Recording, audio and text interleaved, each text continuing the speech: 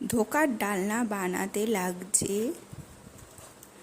রাঁধুনি কোম্পানির মশলা ঢোকা মিক্স। এর মধ্যে পরিমাণ মতো নুন দেওয়া আছে, দারচিনি গুঁড়ো দেওয়া আছে, চানা ডাল দিয়ে তৈরি হয়েছে, তার মধ্যে আদা বাটাও রয়েছে। যেহেতু সবই এর মধ্যে দেওয়া রয়েছে, আলাদা করে এর মধ্যে কোনো কিছু অ্যাড করতে হবে না, এটাই আমরা মিক্স করতে পারবো, খুবই সুবিধা যার জন্য। তাছাড়াও লাগবে একটা আলু আমি সিদ্ধ করে ডুমো করে নিয়েছি, লাগছে 1.5 চামচ লঙ্কার গুঁড়ো, 1.5 চামচ হলুদ গুঁড়ো, 1.5 চামচ ধনে গুঁড়ো, নুন আর চিনি পরিমাণ মতো, 3টে চেরা কাঁচা লঙ্কা, আদা বাটা 2 চামচ, একটা বড় টমেটো টুকরো করে কাটা। রান্নাটা সম্পূর্ণ করব সাদা তেলে, আর ধোকলাটা মিক্স করব বলে জল নিয়ে নিয়েছি। তো প্রথমে রাঁধুনি কোম্পানির এই ধোকা মিক্স পাউডারটা নিয়ে নিলাম।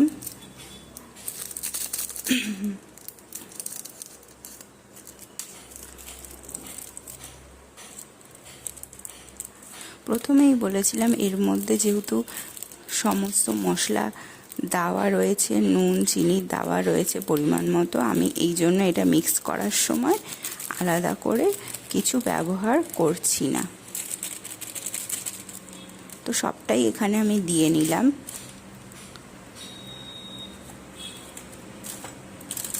খুব সুন্দর একটা গন্ধ বেরিয়েছে প্যাকেটটা খোলার পরেই।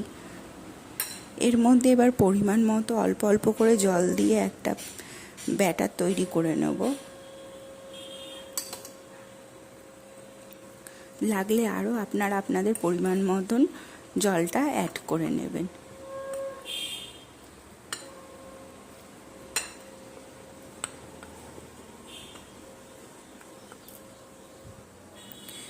ব্যাটারটা গোলাতে গোলাতে দেখছেন ব্যাটারটা হয়ে গেছে। আমি এটাকে 10 থেকে 15 মিনিটের জন্য এইভাবে রেখে দেব। কড়াইতে প্রথমে অল্প পরিমাণ সর্ষের তেল দিয়ে নিলাম।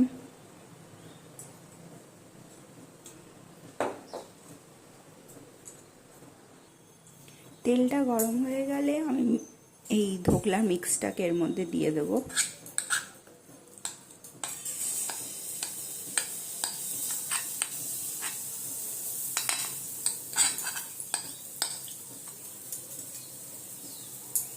দিয়ে ভালো করে নাড়িয়ে নেব।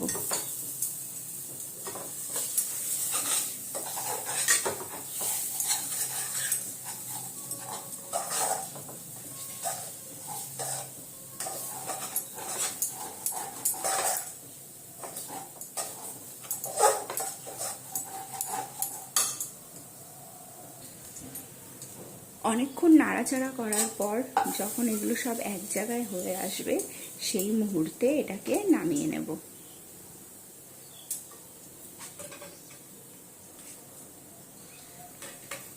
কিছুক্ষণ ঠান্ডা করে নিতে হবে এটাকে।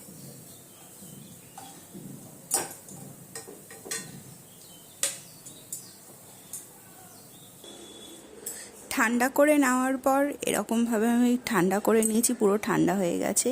এবার এটাকে টুকরো টুকরো করে নিলাম। আপনারা যে যেরকম চাইবেন সেই সেরকমভাবে শেপ দিতে পারেন।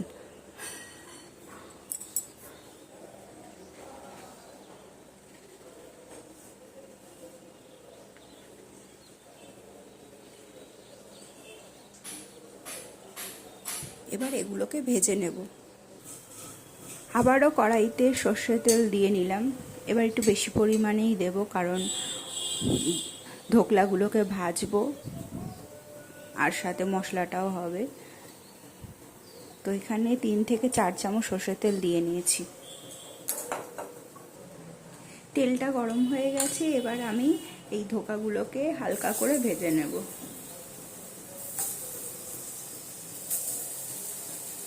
একবারই সবগুলো দিয়ে আমি ভেজে নিচ্ছি। ধোকলাগুলো ভাজা হয়ে গেছে, এবার আমি তুলে নিলাম। বেশ কড়া কড়া করেই ভেজে নিয়েছি, লালচে করে।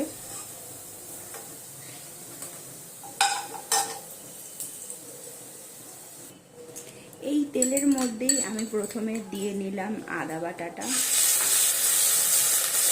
আর সাথে সিদ্ধ করা আলুগুলো দিয়ে হালকা করে ভেজে নেব।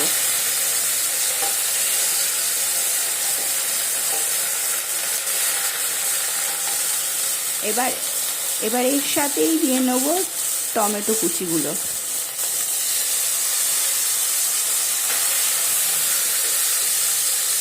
আর দিয়ে দেবো সামান্য পরিমাণ জল, যাতে তেলটা ছিটে না আসে।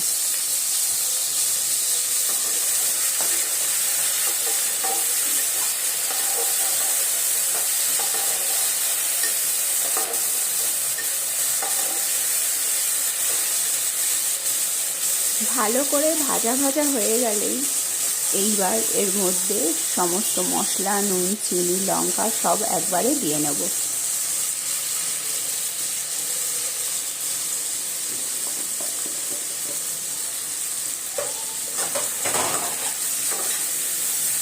দিয়ে ভালো করে মশলাটাকে কষাতে হবে।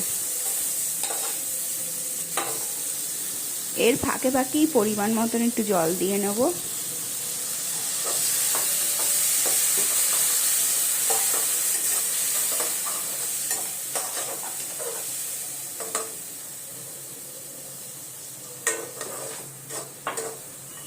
এইভাবে কিছুক্ষণ রেখে দেব মশলাটা কষার জন্য।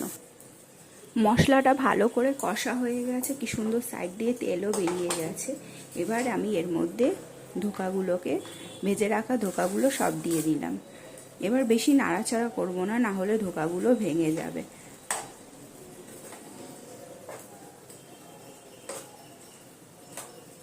দিয়ে কিছুক্ষণের জন্য এইভাবেই রেখে দেব।